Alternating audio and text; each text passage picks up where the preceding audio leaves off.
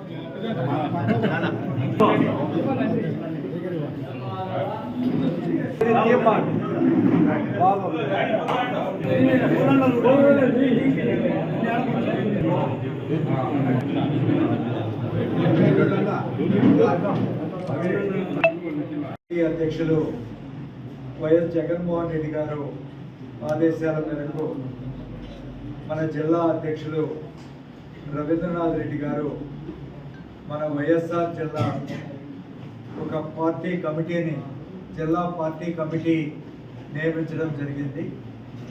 ఈ కమిటీలో జిల్లా మొత్తం మీకు అందరికీ తెలుసు 7 నియోజకవర్గాలు ఉన్నాయి.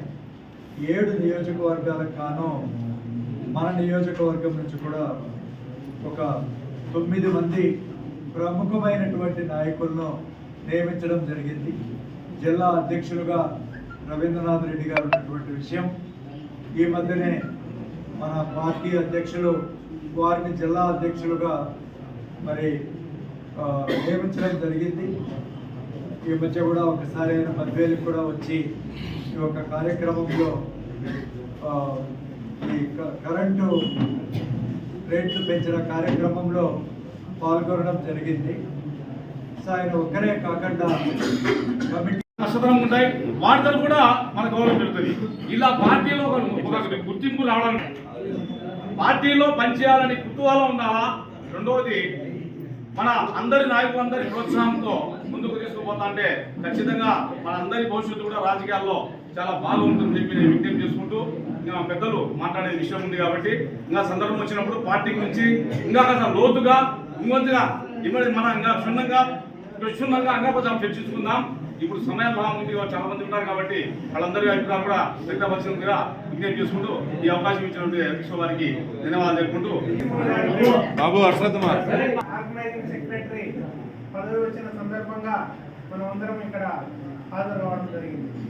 ఇందాక చెప్పినట్లు ఎప్పటి నుంచో మన కాంగ్రెస్ పార్టీలో ఉంటూ ఆ తర్వాత 2018 నుంచి వైఎస్ఆర్ కాంగ్రెస్ పార్టీలో చాలా కష్టపడి ఆ 2 బూతుల్లో మన గోవిందరెడ్డి సార్ నాయకత్వంలో మంచి మెజార్టీ సాధించారు.